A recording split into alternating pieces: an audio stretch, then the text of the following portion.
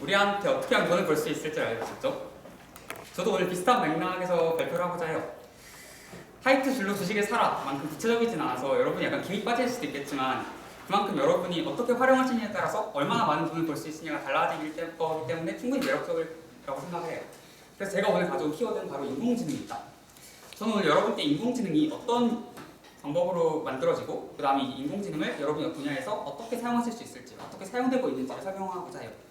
저는 고등학교 3년간 인공지능을 공부하면서 인공지능을 직접 구현해보기도 하고 또 인공지능과 암호학이라는 어떤 학문 분야를 연관시켜서 논문을 작성해본 경험이 있기 때문에 여러분들께 충분히 잘 설명을 드릴 수 있을 거라고 생각해요. 자, 그럼 우선 그 말도 못한 기계 따위가 어떻게 우리같이 신성한 인간처럼 학습을 할 수 있는지에 대해서 알아보도록 할게요.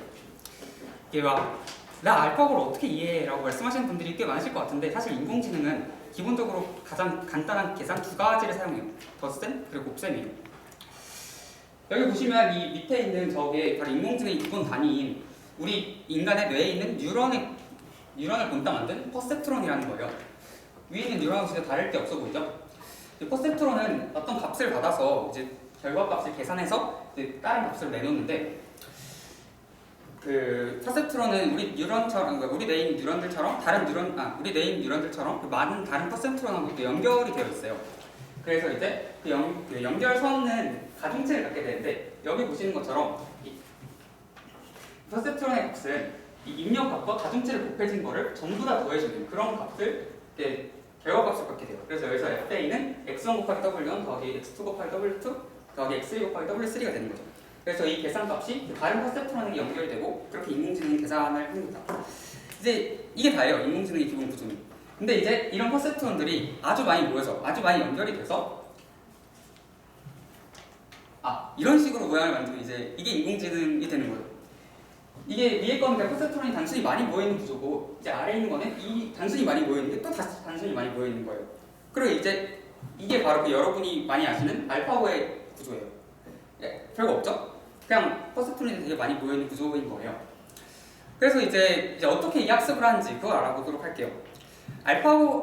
인공지능 같은 경우에는 인공지능이 맨 처음 딱 세상에 나온 아기와 같이 학습을 한 번도 하지 않은 경우에는 가중치들, 아까 말씀드린 가중치가 랜덤한 값으로 설정되어 있어요.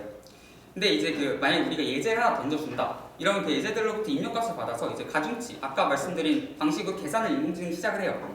그러면 이제 결과값이 하나가 나오겠죠? 그럼 이제 그 결과값하고 우리가 실제로 원하는 그 정답하고의 오차를 비교를 하면서 그 오차가 줄어드는 방향으로 이 가중치의 값들 하나씩 변화를 시켜 나갑니다. 그렇게 되면 이제 오차가 점점 줄어들어 나가면서 이제 완벽하다기보다 좀 인재 같은 그런 인공지능이 하나 만들어지는 거죠. 이제 그 오차를 줄여나가는 과정에서 이제 어떤 특수한 알고리즘 하나가 사용이 되는데 그거 같은 경우는 여러분이 찾아보셔야 될 것 같아요. 시간이 없어서. 그래서 이제 그렇게 이제 지금까지 그렇게 인공지능이 어떤 구조로 이루어지고 그렇게 학습을 한다는 걸 알았어요. 이제 그러면은 우리가 이제 그거를 어떻게 우리 분야에 사용할 수 있을지 어떻게 우리 분야에 사용되고 있는지 알아보도록 할게요. 알아보기 전에 제가 만들었던 인공지능 중에서 두 가지를 가져와봤어요. 하나는 사람이 손글씨 숫자를 컴퓨터가 인식을 하게 하는 인공지능이고 아래에 있는 인공지능은 저렇게 손상된 숫자 파일을 좀 예쁘게 바꿔주는 그런 인공지능이에요. 이거를 직접 학습하는 과정을 보여드리면 좋을 것 같지만 시간이 없어서 또 못 보여드리는데 여기 있는 거 보시면은 이 인공지능이 학습하는 과정이에요. 여기 6만 개의 샘플을 학습을 해서 이 학습하는 과정이 좀 나오는데 중요한 거는 이 오차값이 조금씩 작아지고 있다는 건데 잘 안 보실 것 같아요. 작아지고 있어요. 그래서 6만 개를 트레이닝을 하면은 오차가 나중에는 거의 0에 가까운 값으로 수렴을 하면서 새로운 예제를 던져줘도 사람들보다 더 정확한 값을 인공지능이 낼 수 있다는 거죠. 참 신기한 건데. 그래서 예시만 보셔도 여러분들이 아실 분들은 충분히 아실 수 있을 거라 생각을 해요.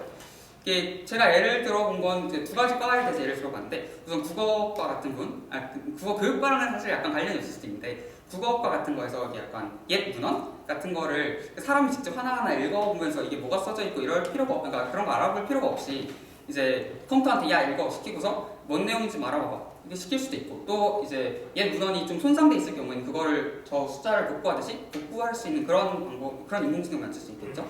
그다음에 식물 생산 가구 같은 경우에는 이제 식물 사진을 딱 던져주면 이제 인공지능이 이 어떤 식물인지 딱 말해줄 수가 있는 그런 인공지능을 만들 수도 있을 거예요. 근데 사실 이런 간단한 형태 인공지능으로는 할 수 있는 게 그렇게 많지가 않은 게 사실이긴 해요. 그래서 제가 좀 더 복잡한 인공지능이 여러분의 분야에서 어떻게 사용되고 있는지를 알아봤는데 여기 가장 많으신 게 경제 경영이셨던 것 같아요. 혹시 여러분들 많은 투자 회사들에서 이미 인간이 아닌 인공지능이 투자를 하고 있다는 거 알고 계시나요?